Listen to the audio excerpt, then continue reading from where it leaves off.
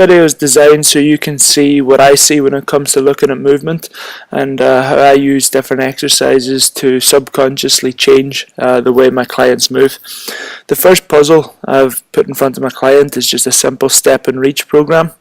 As you can see, when she steps to the right, her foot is pointed a little bit further forward. When she goes left, it turns out the way. Nothing much in that, except what I do is when I up the ante and make it a jump and jump into it, we can see that when she goes to the left, she's a little bit less sure of herself and just nowhere near as comfortable.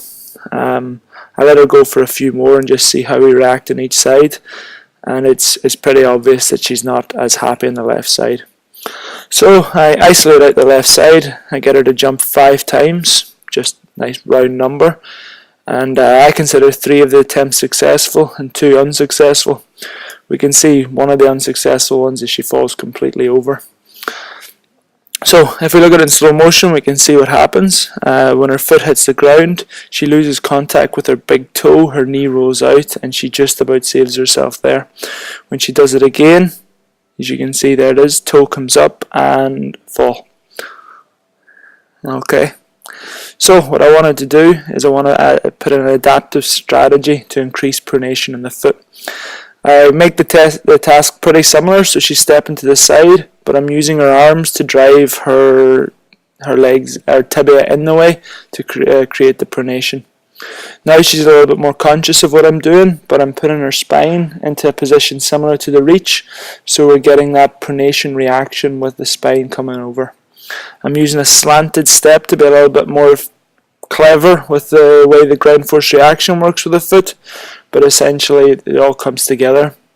So when I ask her to jump to the side, we can see instantly she is a hell of a lot better and a lot happier with how she's moving. Okay, 5 times out of 5 she's over comfortably and back again. Okay. When I move on to the second case, we're going to provide the exact same stimulus, the same test, so it's just step and reach. Okay.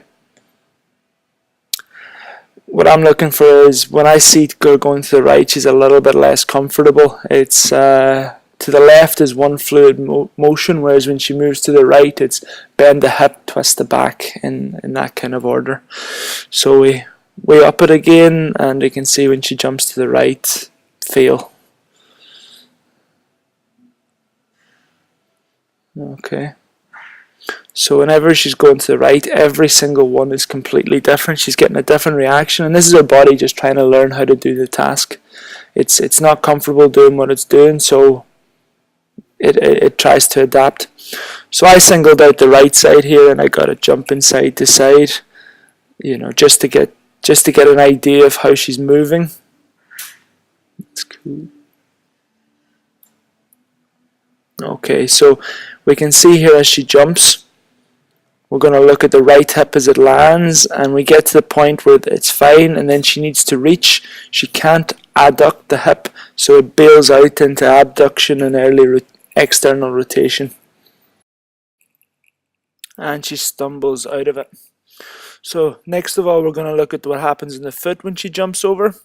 So when we drop it down, we look as she jumps in. The foot comes down. It seems pretty solid, but as she makes the reach, her big toe loses contact again with the ground. So we've got this same issue where the foot isn't loading, but it's actually unloading in a position where it should be loading, causing the body to just bail out because it's not happy with that. So I ask her to do the same exercise as before, but we can see the foot straight away isn't happy.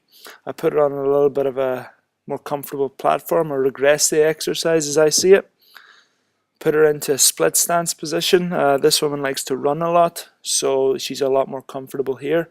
And then when I put it straight back in, we see we can keep the heel on the ground, and it's a much better movement.